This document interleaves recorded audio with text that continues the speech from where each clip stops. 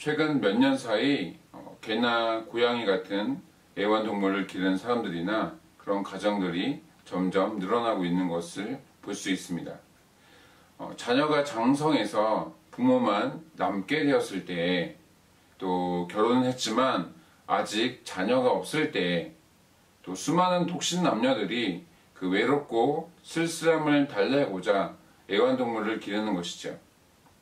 문제는 잘 기르다가 실증 나면 마치 쓰레기를 버리는 것처럼 그 애완동물들을 유기한다는 것입니다. 그렇게 해서 한 해에 발생하는 유기견의 숫자만 해도 10만 마리가 넘는다고 보고되었습니다. 그래도 멀쩡하게 버려지는 그런 동물들은 상황이 낫겠지만 간혹 사고를 당하거나 혹은 주인으로부터 심하게 폭행을 당해서 장애를 갖게 되면 그 동물들은 두려움에 바들바들 떨게 되는 것을 볼 수 있습니다. 사람들을 기피하는 것이죠. 자기 방어를 위해서 사납게 돌변하기도 합니다. 그러한 동물들을 다시 원래대로 온순하게 그리고 사람을 잘 따르도록 하게 하려면 상당한 애정과 돌봄을 또 쏟아야 하는 것이죠. 그렇지만 인간의 사랑에는 한계가 있어서 이러한 일들이 발생하기도 하는 것인데, 하나님의 사랑은 언제나 변함이 없으시고 또 무한하다는 것을 믿으시기 바랍니다. 그 하나님의 사랑을 경험하심으로 오늘 하루도 평안함을 누리시기를 주님의 이름으로 축원합니다. 인간은 어리석을 때가 많이 있는 것 같습니다. 어줍지 않은 지식과 경험으로 마치 전부를 아는 것처럼 말할 때도 있고, 또 운동이나 한때 싸움 좀 해봤다는 이유로 여러 명과 싸워도 문제없다라는 식으로 이야기하기도 합니다.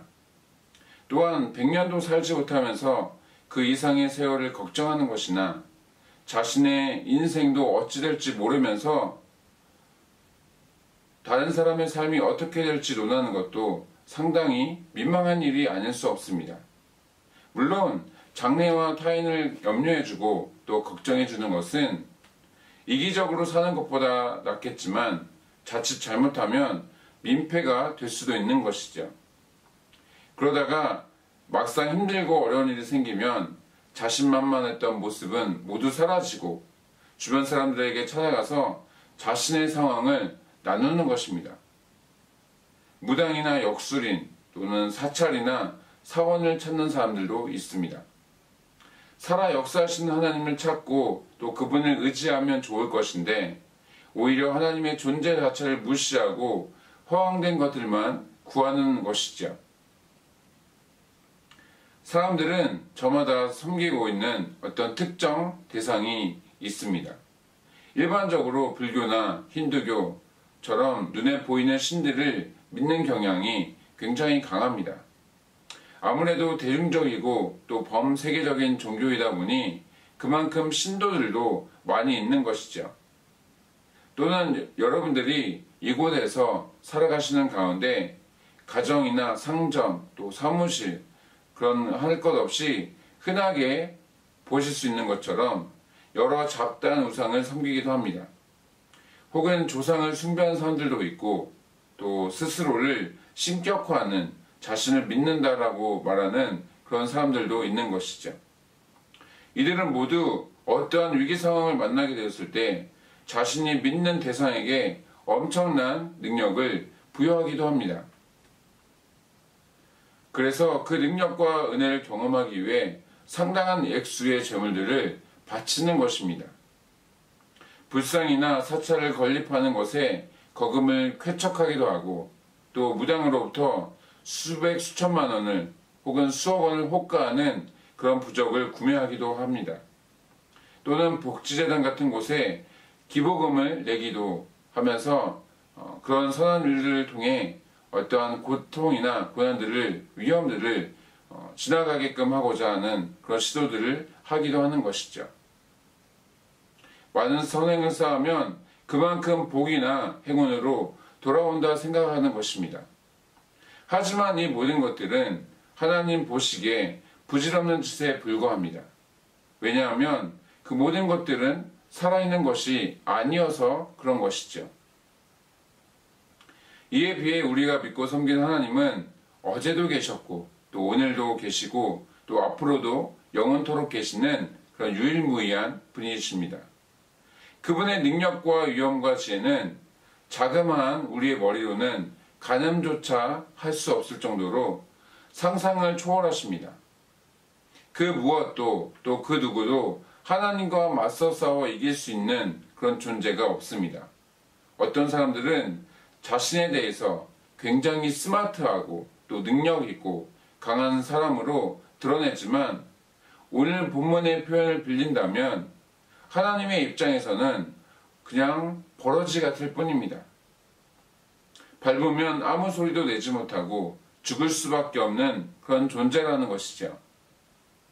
하지만 하나님께 붙들림 바 되면 어떻게 됩니까?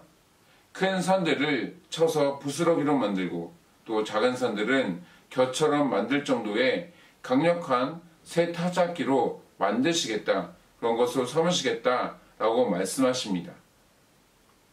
하나님의 선하신 뜻과 계획에 따라 세상을 다스리시고 또 통치하시는 일에 사용하시겠다라는 뜻입니다.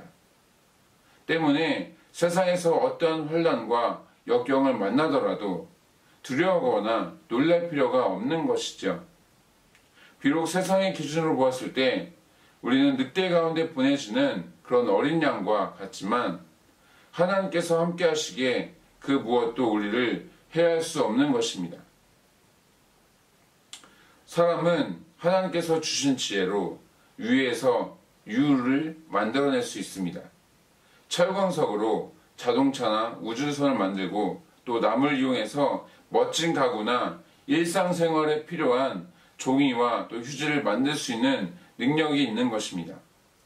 그렇지만 인간의 지혜와 능력이 아무리 출중하다 하더라도 아무것도 없는 무에서 유를 창조해낼 수는 없습니다. 그것은 인간의 영역이 아닌 것이죠. 발명과 발견은 가능하지만 순수한 의미에서의 창조는 불가능한 것입니다. 하지만 하나님께는 불가능한 것이 없으시죠. 오늘 본문에서도 묘사하고 있는 것처럼 물이 필요해서 열심히 땅을 파고 우물을 내려 하더라도 실패하는 경우가 허다한 것이 인간입니다. 그에 비해 하나님께서는 헐벗은 산에 강을 내시고 또 골짜기 가운데에 샘이 나게 하시고 사막에는 숲이 우거지게 하실 수 있는 그런 놀라운 분이십니다. 무엇이든 원하시면 가능케 하시는 그런 분이신 것입니다. 그 하나님과 함께 한다면 우리의 삶 가운데 그 어떤 장애물도 막아설 수 없음을 믿으시기 바랍니다. 말씀을 마치겠습니다. 세상은 우리를 어찌할 수 없습니다. 아무리 코로나 같은 바이러스를 비롯한 질병들과 또 지금 이 시각 세계 곳곳에서 일어나는 사건 사고들처럼 우리의 생명을 세상이 위협해 온다 하더라도 그것이 우리를 낙심케 할 수는 없는 것입니다. 왜 그렇습니까? 예수님께서 죽으시고 또 부활하심으로 사탄의 가장 강력한 무기를 할 수 있는 사망의 권세를 깨뜨리셨기 때문입니다. 우리의 육체적 생명은 그들이 어떻게 할 수 있다 하더라도 영원한 생명까지는 어찌할 수 없는 것이죠. 따라서 세상의 압박이나 힘들고 어려운 상황 중에 때로 우리 자신이 아무 능력 없는 그런 버러지처럼 느껴진다 하더라도 절망할 필요가 없습니다.